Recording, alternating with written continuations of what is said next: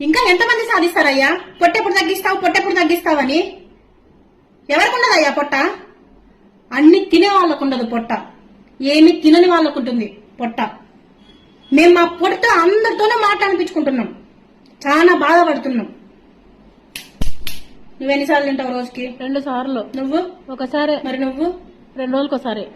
ఇక్కడ ఎవరినైనా అడుగు, నువ్వు రోజుకి ఎన్నిసార్లు తింటావంటే రోజుకి ఒక్కసారే తింటామంటావు. ఇదంతా కాదయ్యా. అసలు నువ్వు పొట్టతో హ్యాపీగా ఉన్నావా? స్ట్రెస్ వల్ల వచ్చిన పొట్టకి హ్యాపీనా? మెక్క, ఇది కదా అసలు నిజం. పొట్ట అంటే సంతోషం కాదు, పొట్ట అంటే స్ట్రెస్. స్ట్రెస్. పొట్టెప్పుడు తగ్గిస్తావని అడగొద్దండి, పొట్టెప్పుడు తగ్గుతుందని కూడా అడగొద్దండి. బాయ్. ఇంకా ఎంతమంది సాధిస్తారయ్యా? పొట్టెప్పుడు తగ్గిస్తావని